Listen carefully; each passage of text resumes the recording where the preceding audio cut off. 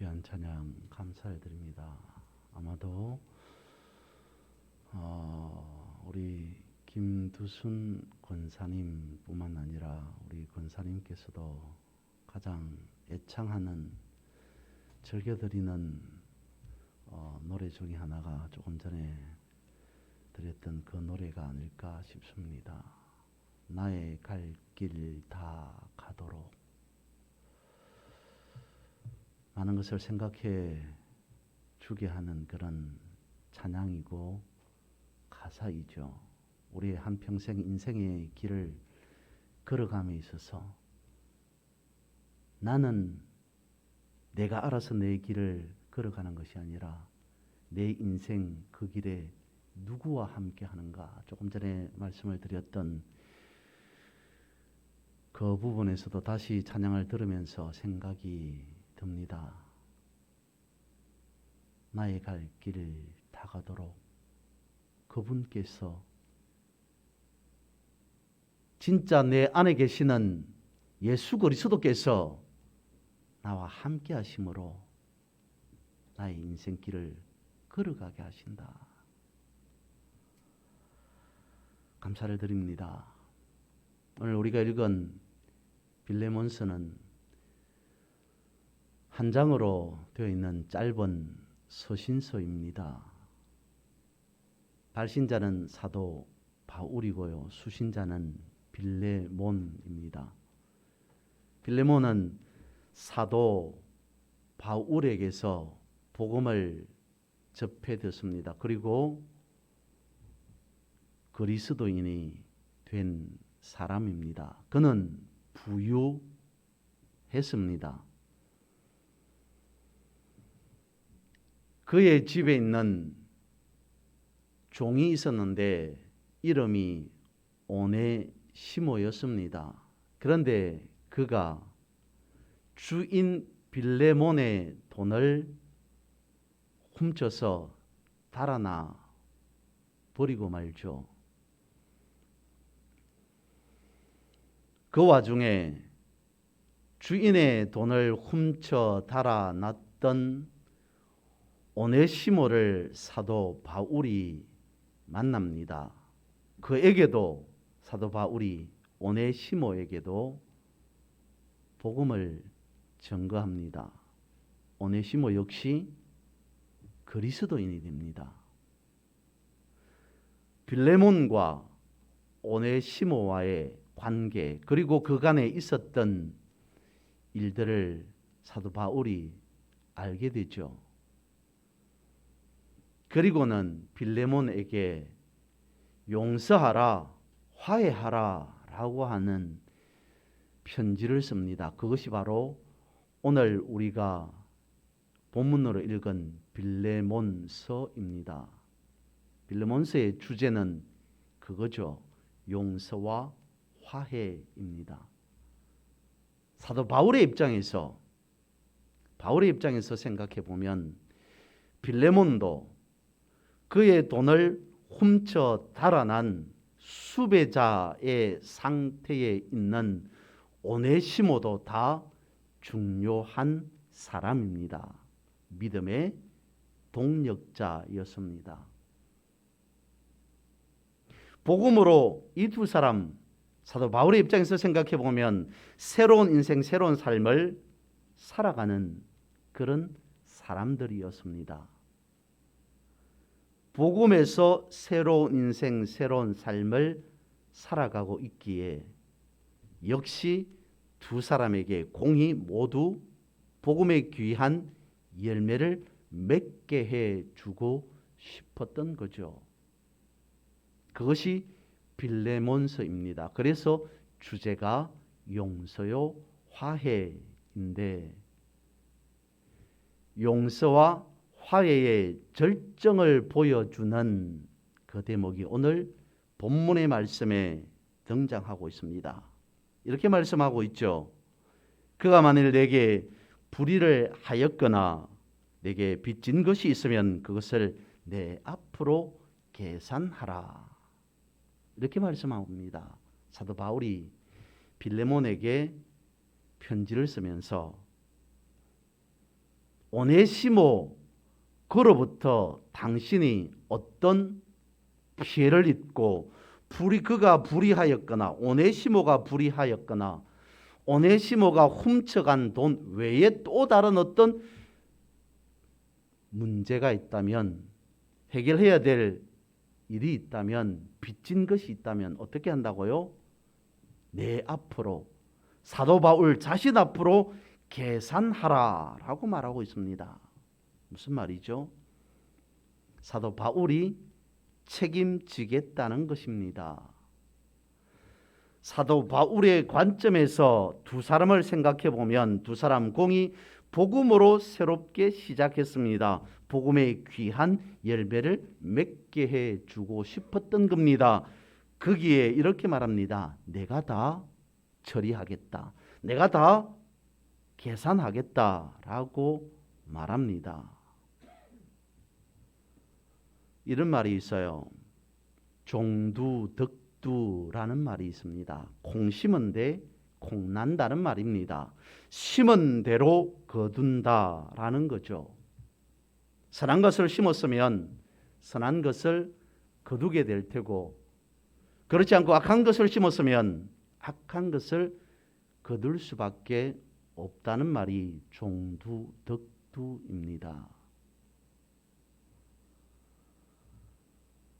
도스토옙스키라고 하면 카라마조프의 형제들이라고 하는 유명한 책을 연상하게 됩니다.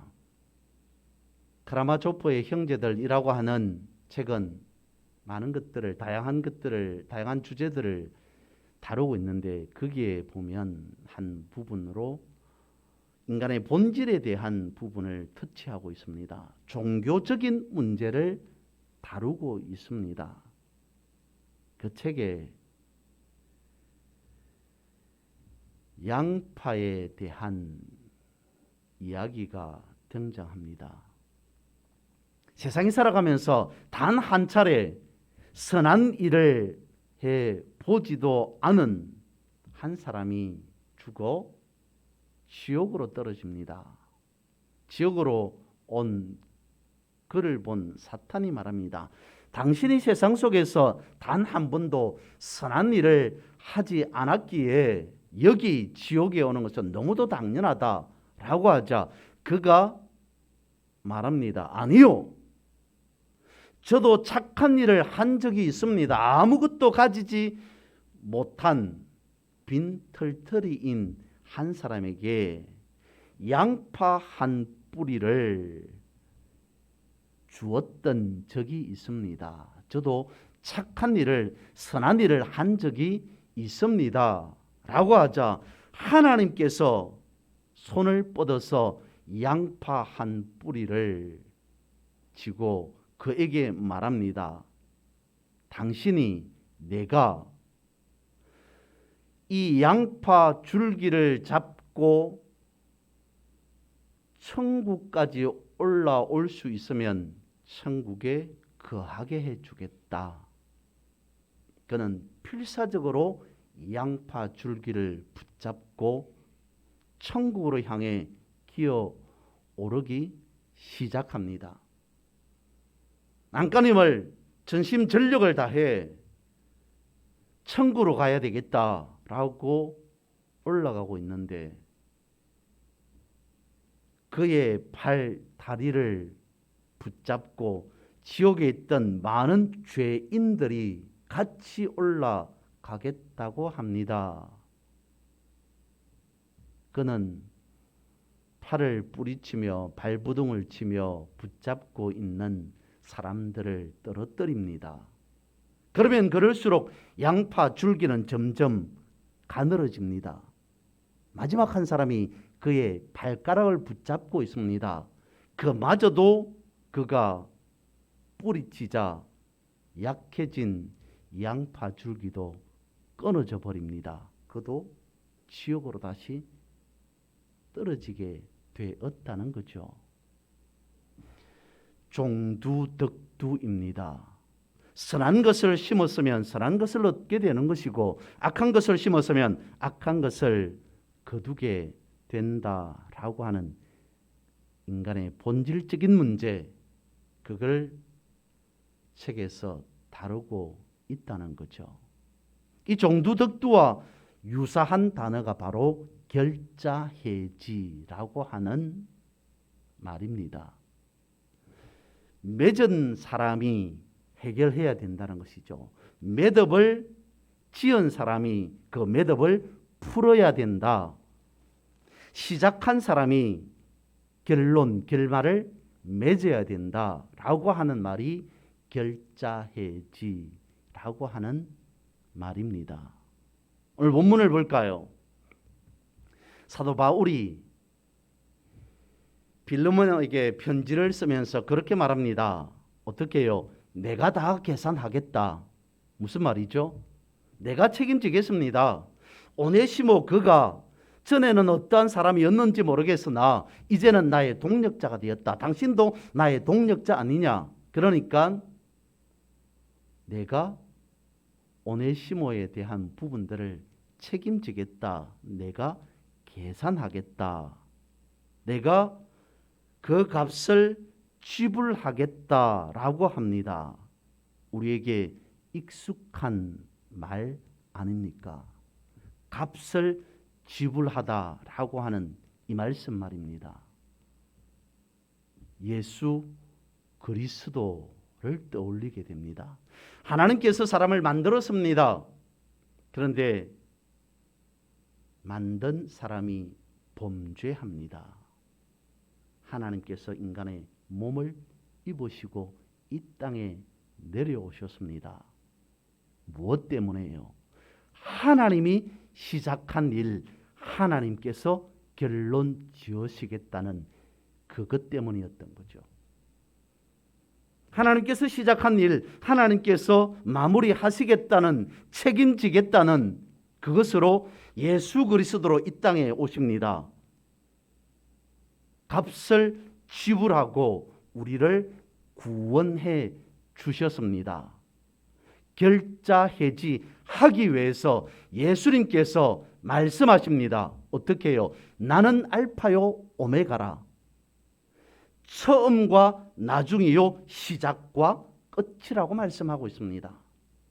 결자해지, 그러니까 시작한 사람이 결론을 내겠다라고 하는 그 말이 주님께서 하시는 이 말씀입니다. 나는 알파와 오메가다.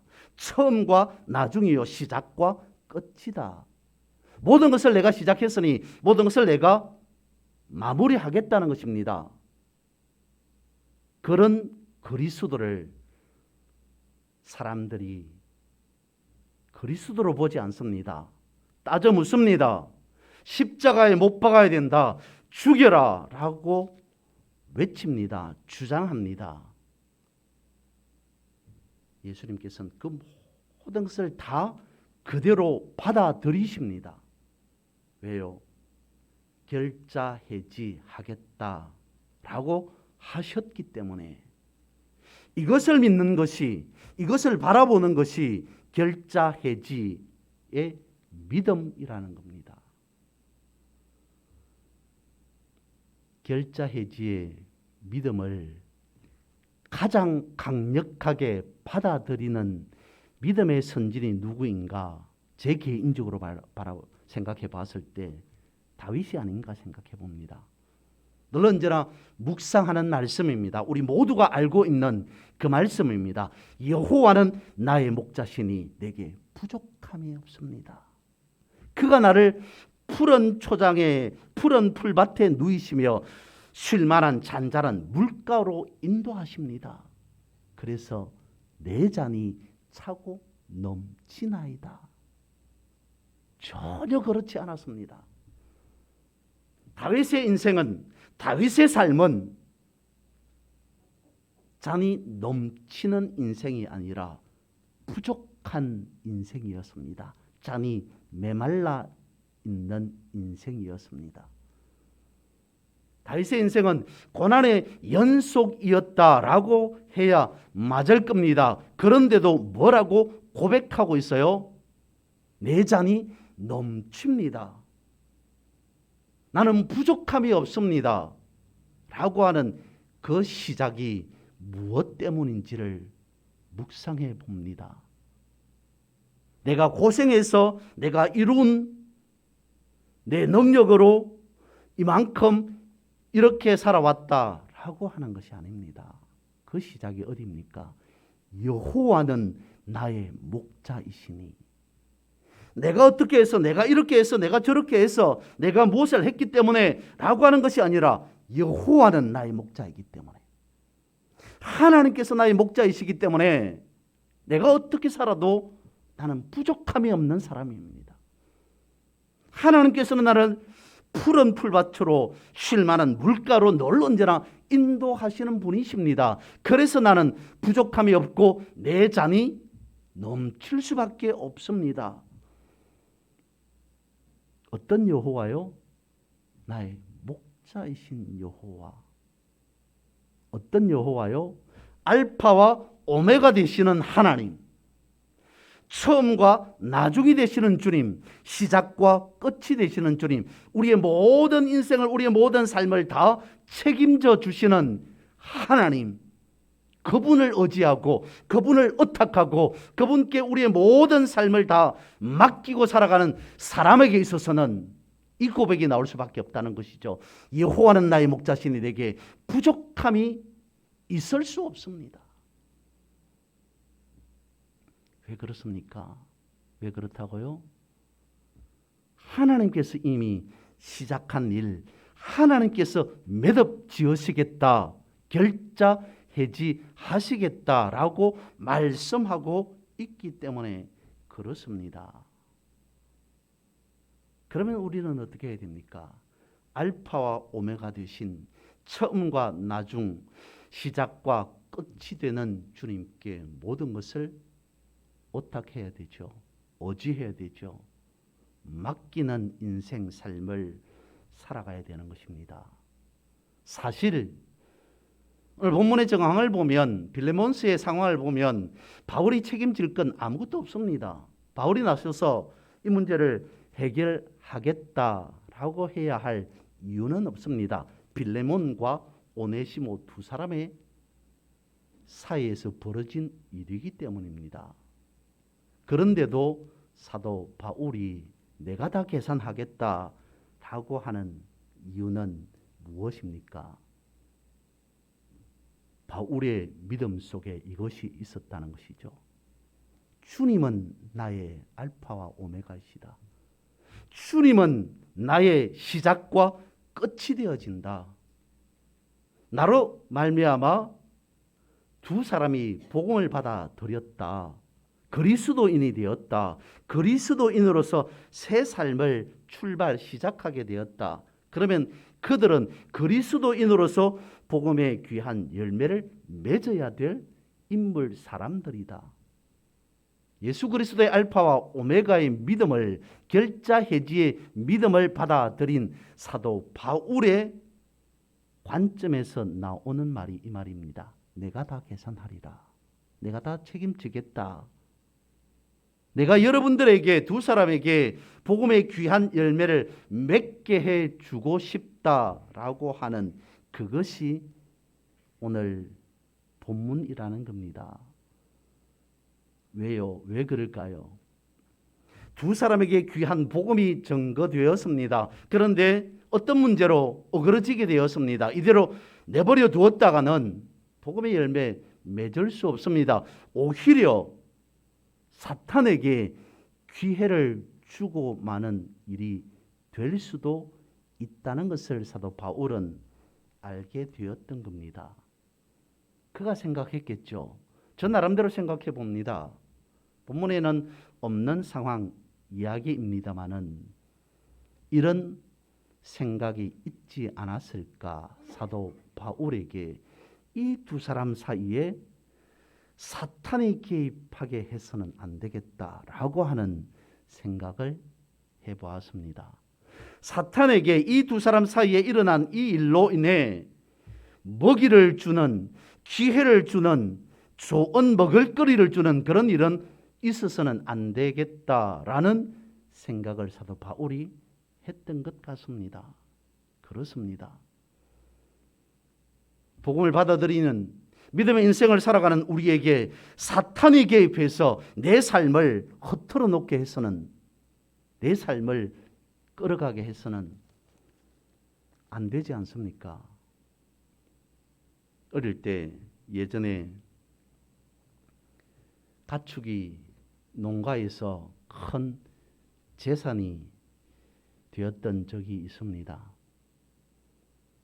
소나 염소의 꼴을 제공한다는 것은 하루 일과의 큰일입니다. 그런데 풀을 뜯어먹는 가축, 염소나 소라 하더라도 모든 풀을 다 먹지는 않습니다. 가려 먹습니다. 염소가 좋아하는 먹는 풀이 있습니다. 소가 좋아하는 소가 먹는 풀이 있습니다. 먹지 않는 풀도 있어요. 사탄도 마찬가지이지 않을까 싶습니다. 사탄이 아무거나 다 섭취할까요? 그가 좋아하는 먹거리 분명 있을 겁니다. 그가 호시탐탐 기회를 노리고 있는 어떤 부분들이 있을 겁니다. 오늘 우리가 믿음의 인생, 믿음의 삶을 살아가면서 사탄이 무엇을 싫어하는지만 정확하게 알아도, 구분해도 제대로 알고 믿는 큰 믿음이지 않을까 싶습니다. 그런 측면에서 다시 한번 말씀드려봅니다. 시편 23편요. 다윗이 고백했던 그 고백 말입니다. 내가 사망의 엄침한 골짜기로 다닐지라도 해를 두려워하지 아니할 것은 주께서 나와 함께 하시기 때문이다. 사망의 엄침한 골짜기로 다닐지라도 사탄이 눈을 부라리고 있었을 겁니다. 저 사람 이제 내가 먹을 수 있는 기회가 왔다. 호시탐탐 사망의 엄침한 골짜기로 가고 있는 그 사람을 사탄은 주목했을 겁니다. 그런데 그렇지 않았습니다. 왜요? 내가 사망의 엄침한 골짜기로 다닐지라도 해를 두려워하지 않을 것은, 사탄을 두려워하지 아니할 것은, 어떤 위해가 오더라도 내가 두려워하지 아니할 것은 무엇 때문이라고요? 하나님께서 나와 함께 하시기 때문이다. 사탄에게 극약 처방을 해주는 말이 바로 이 말이지 않을까 싶습니다. 내가 사막의 음침한 골짜기로 다닐지라도 전혀 해를 두려워하지 아니할 것은 주께서 나와 함께 계시기 때문이다. 여러분, 우리가 사탄을 당당히 이길 수는 없을 겁니다. 나 한 사람이 사탄을 1대1로 대한다는 것은 힘에 부치는 일일 수도 있을 겁니다. 그러나 사탄이 머리조차 들 수 없는 상황이 있습니다. 언제 이겠습니까? 아무리 사탄이라 하더라도, 우리가 감당할 수 없는 그런 사탄이라 하더라도 머리조차 들 수 없는 상황이 있습니다. 하나님 앞에서요.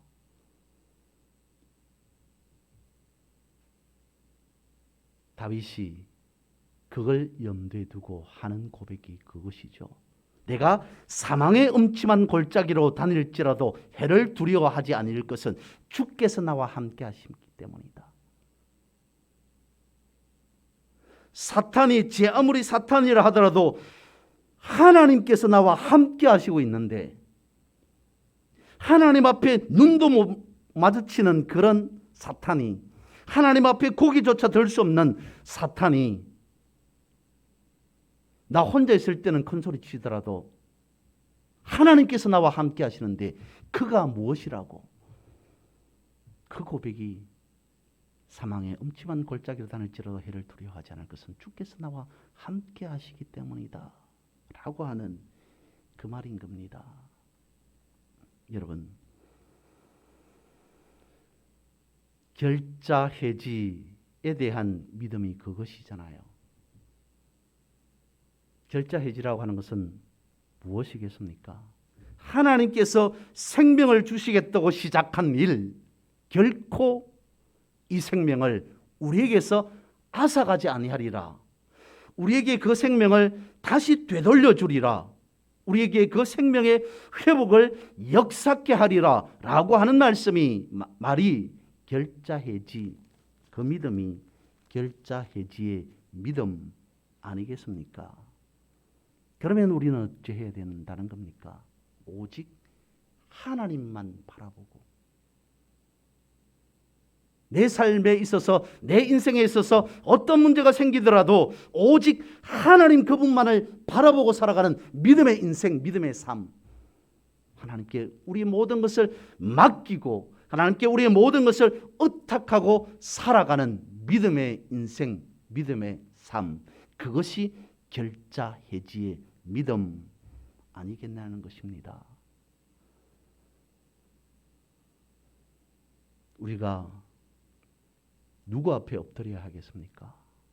우리가 누구 앞에 머리 숙여야 하겠습니까? 우리가 무엇 앞에 무릎 꿇어야 하겠습니까? 세상입니까? 물질입니까? 성공입니까? 하나님 앞에입니까? 우리가 누구 앞에, 무엇 앞에 당당해야 하겠습니까? 우리가 누구 앞에, 무엇 앞에 절대로 주눅들지 말아야 하겠습니까? 여러분, 식물을 보십시오. 식물은 절대로 땅으로 고개를 숙이는 일이 없습니다.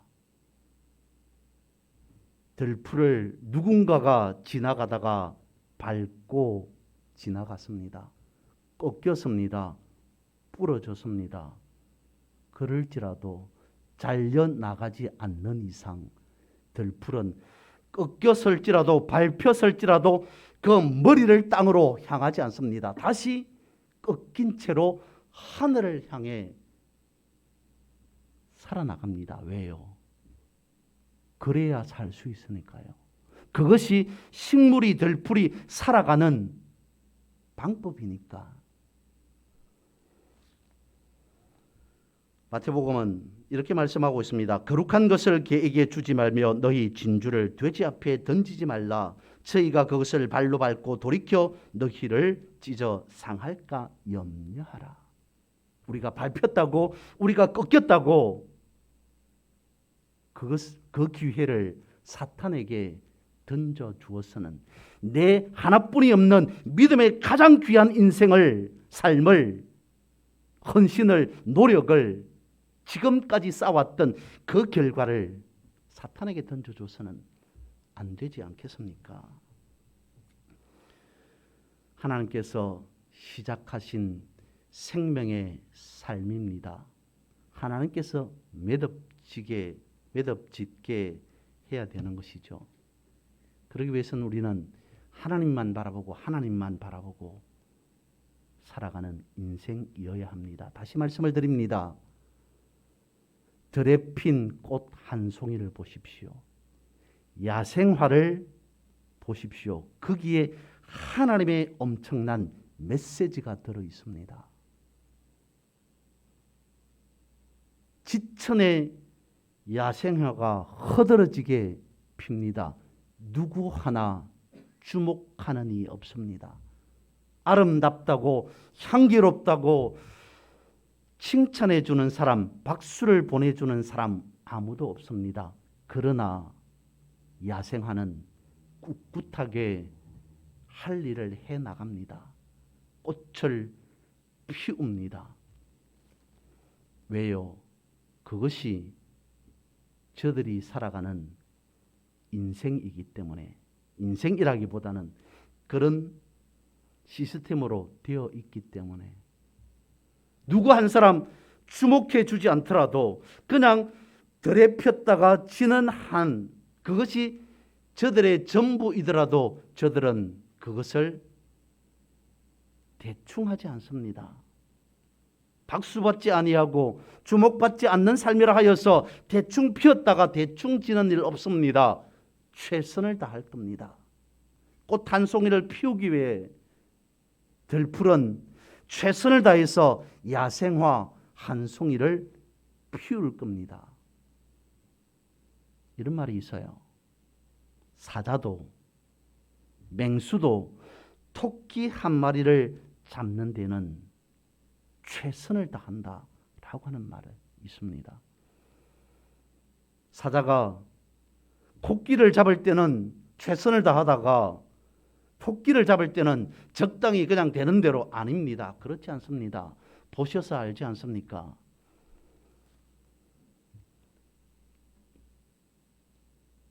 아프리카 이런 곳에 사자 한 마리가 먹이를 잡으려고 할 때는 그 먹이가 어떤 먹이이든지 간에 자신이 낮출 수 있는, 숨길 수 있는, 자신이 할 수 있는 모든 것을 다 해서 먹이를 잡습니다.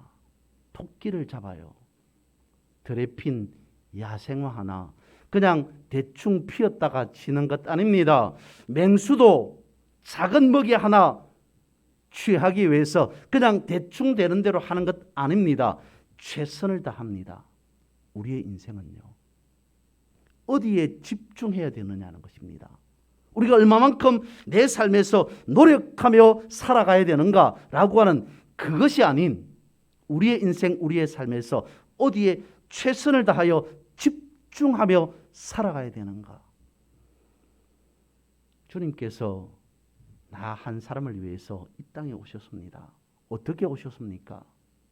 수없이 많은 구약의 시간들을, 역사를 지나서 말씀하시고 또 말씀하시고 약속하시고 또 약속하시고 수천 년의 약속의 약속, 시간의 시간을 집중하셨다는 것입니다. 나 한 사람을 살리기 위해, 결자해지하시기 위해 하나님께서 보여주신 집중이라고 하는 것은 성경에 그대로 말할 수 없을 만큼 기록되어 있습니다. 이를 붙잡고 살아가는 우리가 결자해지의 믿음이라는 겁니다. 그런 관점으로 보면 우리는 또 다른 사도 바울, 또 다른 빌레몬, 전에는 종이었지만 이제는 그것을 완전히 뉘우치고 깨닫고 용서받아 복음의 일꾼이 된 또 다른 오네시모로서 우리는 살아갈 수 있게 되는 것이죠. 어제가 6월 25일이었습니다.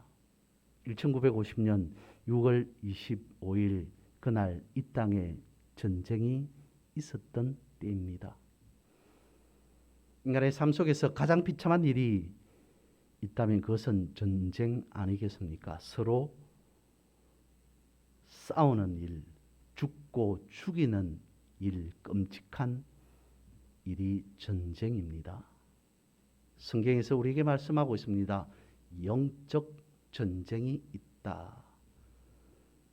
바울이 그것을 보았습니다. 빌레몬과 오네시모 사이에 영적 전쟁을 내가 책임지고 마무리해야 되겠다. 어떻게 해요? 저들에게, 오네시모에게, 빌레몬에게, 또 내 믿음의 인생 가운데에 평화를 주어야 되겠다라고 하는 그것입니다. 이 땅에 평화를 유지하게 해야 됩니다. 우리의 믿음에 있어서도 평화는 유지되어야 됩니다. 그것이 결자해지의 믿음이지 않을까 싶습니다. 하나님께서 시작했으니 하나님께서 책임지시겠다라고 말씀하셨으니까요. 그러면 우리는 하나님만 의지하고 하나님만 바라보고 하나님만 붙잡고 살아가는 믿음이 있는 것이죠. 이 결자해지의 믿음을 붙잡고 승리의 삶을 살아가시는 여러분 되시기를 주님의 이름으로 축복합니다.